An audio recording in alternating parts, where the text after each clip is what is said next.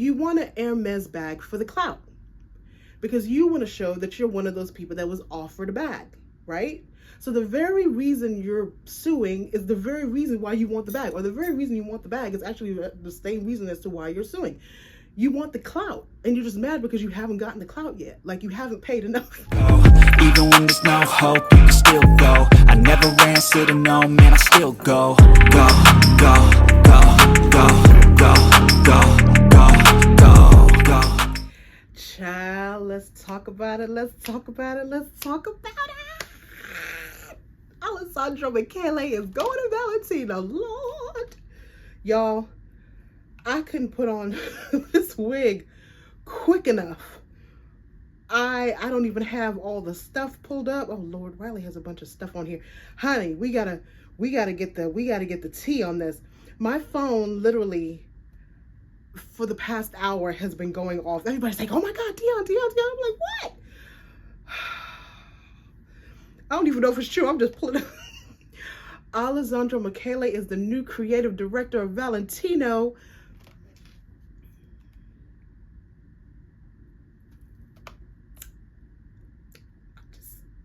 For those of you that don't know what he looks like, here it is. Because I'm not doing a pop-up. I hope it shows. I'm not doing a photo anywhere because he ain't paying me to. Alessandro Michele is the new creative director of Valentino. The Romance designer's first day in Rome's archetypal couture house will be next Tuesday, April 2nd. His debut collection under Valentino will be spring-summer 2025. So that means he'll be showing in September. So September's edition of Paris Fashion Week. Why will it be at Paris and not Milan? Oh my gosh. Okay. So he will work with one of the fashion's most beautiful offices. I'm reading this from Vogue.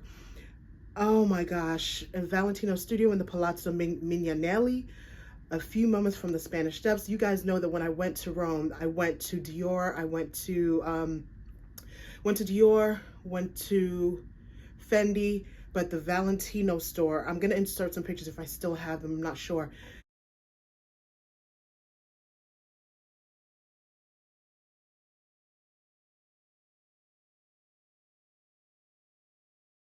Oh my gosh, that Valentino store under Pier Paolo, which we're going to talk about. We're actually going to talk about Hermes too. There's a lot going on in fashion this week. Hello, I'm sorry. I just jumped right in because I know that you guys are fashion people like me. So you're like, no need for introductions. Jump right into the tea. So yes, I say that to say the Valentino store in Rome, they were doing Pier Paolo pink at that time. It was September of 2022 because last year was Portugal. So 2022 was Italy. And I did, excuse me, 5 days in Rome and then 7 days in the Amalfi Coast, Positano. Oh my gosh, don't get me started. Sorrento. Love Italy. But I say that to say last week is when, let's pull that up. Hold on. So last week, my phone was going off again. All of my fashion homies were like, oh my God, did you hear about Pier Paolo? So let's go to New York Times. Do we want to go to WWD? I don't think I can do WWD because I don't have a subscription. Let's see if it'll let me in. I was last week like, what the heck is going on? Because Pier Paolo Piccoli and Maria Grazia Chiuri, they shared the position of creative directors at Valentino. And then Maria Grazia Chiuri went over to Dior. Now she's at Dior designing Dior Women's. Kim Jones is designing Dior Men's. And so it's been Pier Paolo at Valentino by himself. 5 years, maybe? I don't know. 5 years. Wait a minute. Dries Van Noten retired? I need to get back on my stuff. I'm over here spring break and don't know what's going on. Anyway, oh, I remember his first Valentino show as a solo act in 2017. This is WWD. If you want me to link these articles, let me know. I'm really still trying to figure out what I want to do with the Fashion Lab. I enjoy doing the lives, but I feel like the lives need to be for my crew. Because essentially anybody can log on and see one of my lives. And I really want it to be like for us. So let me know.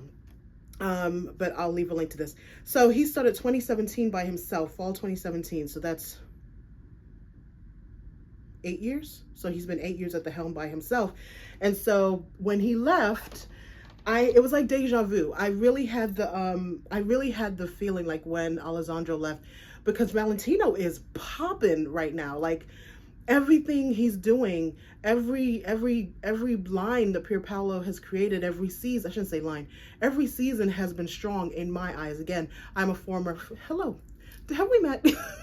I'm a former fashion merchandising and retailing professor. And so I say that, I always have to preface that because I don't know everything in the fashion world in terms of design, but I just know what I like and what moves me. And I kind of stick to the heritage brands. Again, I'm a plus size woman as well, so there's not a lot of heritage ready to wear that I can wear, as well as luxury ready to wear. And so my point of view is from I'm someone who teaches the retailing side and is someone who is mainly just interested in the accessories.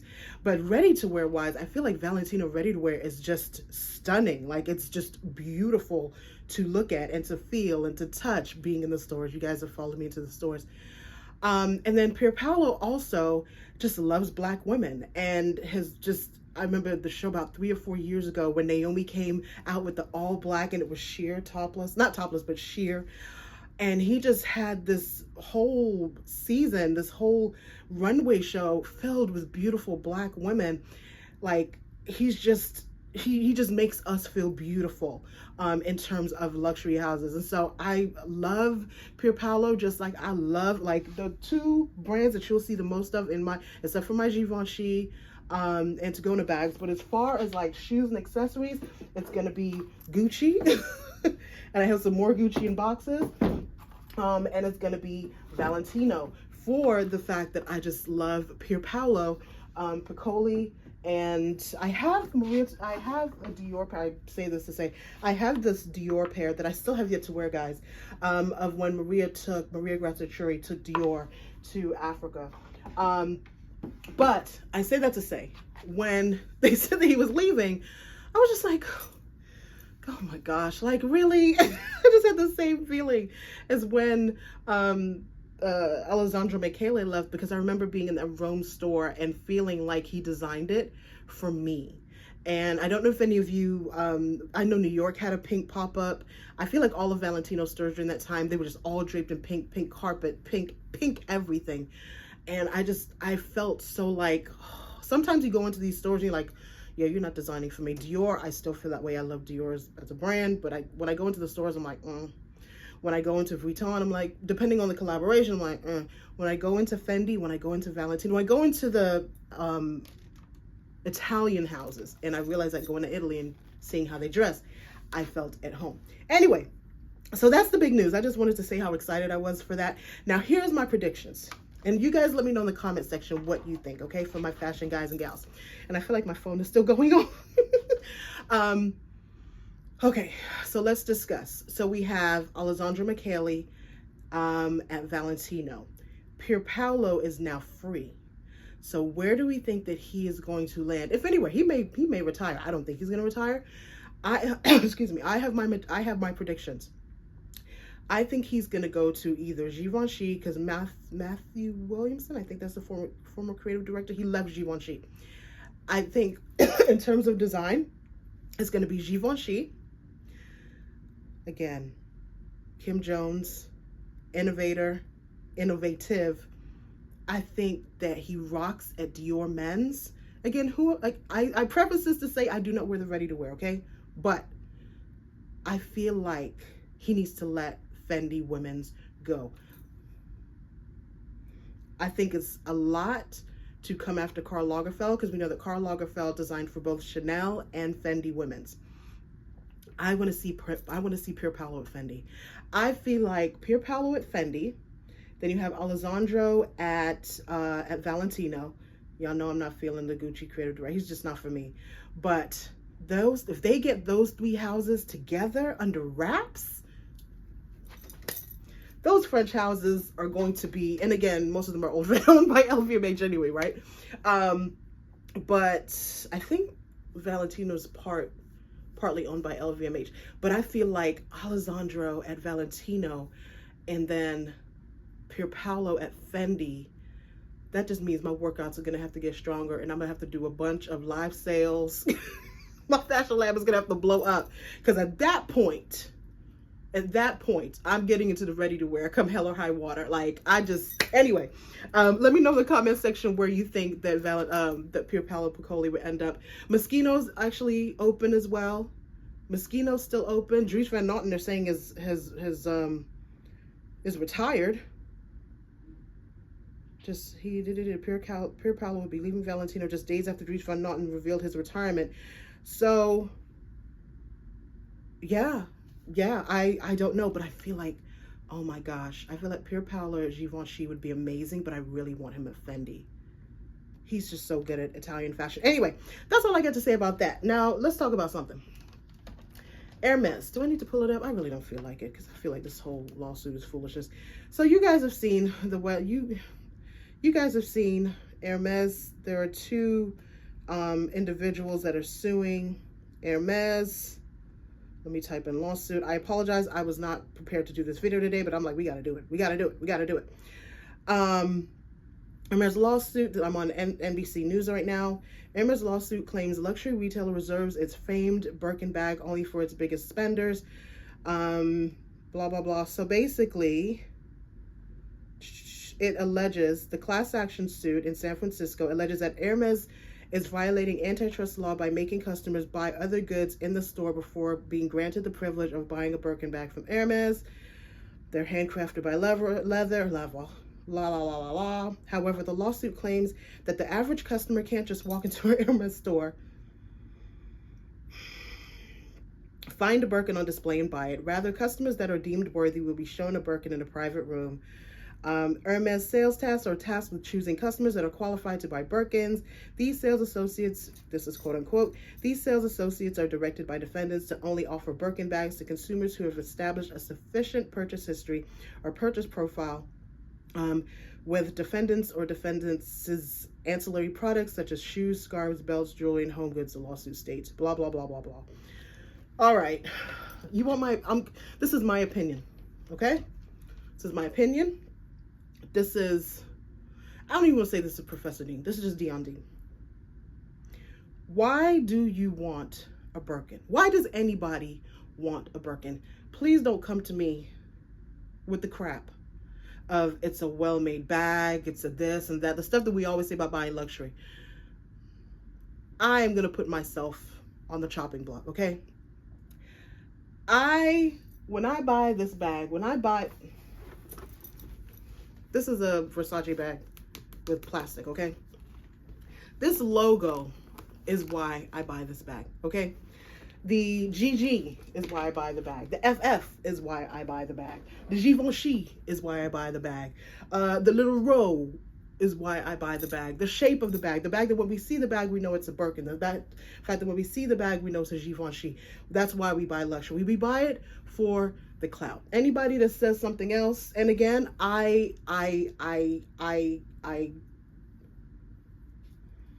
teach this. I've studied this. We buy it for the clout. As much as I love my Antigonas, okay? The reason why I buy the Antigonas is definitely love the structure of the bag. But if it did not have Givenchy on it, say it said Guess on it, I wouldn't buy the bag. I want a Givenchy Antigona. I don't want a Guess Antigona. I don't want a Kmart Antigona. Does Kmart still exist? I don't want a Macy's Antigona. I want a Givenchy Antigona. So based on this, what they're really mad about, I shouldn't even say mad about. How am I going to say this? You want an Hermes bag for the clout because you want to show that you're one of those people that was offered a bag, right?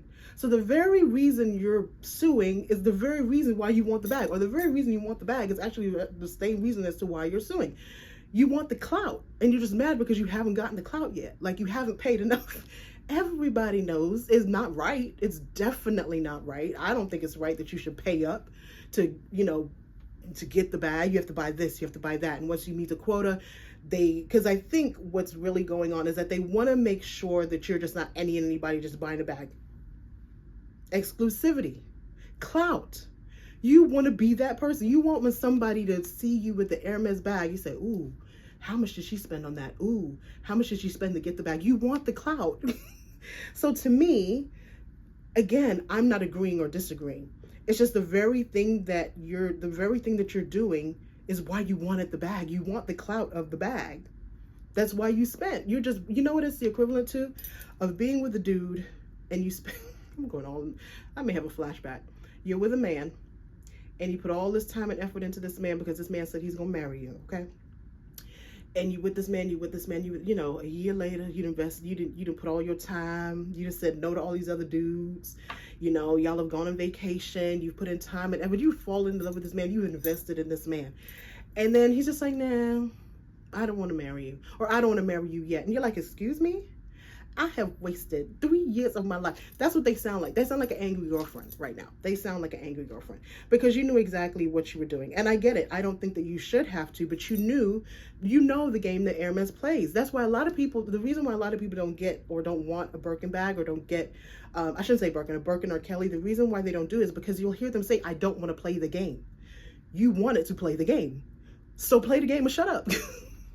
I know it doesn't sound, but it's everybody that wants to get an Hermes bag knows the process of getting an Hermes bag. You have to prove to Hermes that you are worthy of an Hermes bag. It's a handmade bag. It's a well-crafted bag. It's a this, it's a that. If you want this bag, you're going to have to do X, Y, and Z. There are stories of people going in and somebody offers them a bag and they get a bag right away. I'm not a Hermes customer per se. I have the Click H and I have some other things, but I'm not on that track. It's not a bag like, would I play that game for an Antigona? Probably. But I'm not interested in the game. But you're interested in the game. So play the game. Don't get mad now. Don't get mad at the man because he won't marry you now. Like you did that on your own. Like, so that's how I feel. Nobody asked me, but that's how I feel. Because I'm like, why are you suing? You're suing. Where's the part I wanted to emphasize again? Because it says, what does it say? It claims that the average customer can't just walk into a Hermes store, find a Birkin on display, and buy it. That's why you want a Hermes bag. That's why you played the game. Because you want to show that you're not an average customer. Okay, then play the game. I don't understand. It's like you're wanting to change the rules of the game. And again, I'm not saying that it's fair or it's right or it's not right. For example, and Sophie Showhead said this on her channel the other day. You know I love my British bloggers, honey. Vloggers. Most luxury brands have a tier system of some point. Like I do I have a no, I don't want to say it. With the outlets, I get emails and WhatsApp lists because I'm an outlet shopper, right? And so I'm on their list, right? You get on the essays list and they send you what's new into store, and you would get that list before most people. Most luxury houses, if you, and you know this to be true, those of you who have shopped luxury, if you go and buy a Vuitton bag or this bag or that bag, you'll be on a list as a customer and they'll say, hey, we're having an event or this bag is coming in. And so they will send you, this is coming. So most brands, if you have a decent essay, heck, makeup, when you go to the makeup counter at Macy's, don't they put your name down on a list and say, hey, if there's an event, I'd love to let you know. Can I have your information? Everybody does that. With Hermes, though, there's a dollar amount. Subscribe to that. And so that's why they're salty. But again, you know the game. And the game is why you want the Hermes bag, because not everybody can go into the store and get a bag. So it just seems like, there are people on both sides. And I know I'm not saying it's fair or not fair. I'm saying that the individuals that play that game know that they're playing the game. So yes, that's it. I did not plan to do a fashion chat, but let me know. Let me know your thoughts. Again, I want to know what you think, where you think Pier Paolo is going to end up. Are you excited for Alessandro and Valentino? A lot of people are kind of throwing some shade. Talking about he didn't ruin Gucci. No, he didn't, because Gucci's still trying to come back. He paid a lot of money for Gucci. He's going to make a lot of money for Valentino. He's going to get into the codes of the house. And I am so excited. So yes, let me know in the comment section, what do you think about Hermes? What do you think about Alessandro Michele?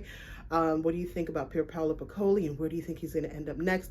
My hope is that he ends up with an Italian brand. I think, oh my gosh, those two shows are going to be epic if he does that. Again, Valentino's open, Givenchy is open, Kim Jones is still at Fendi, but There's a lot of musical chairs happening. So love you guys so much, and I will see you very soon. Mwah. Bye. Go, go,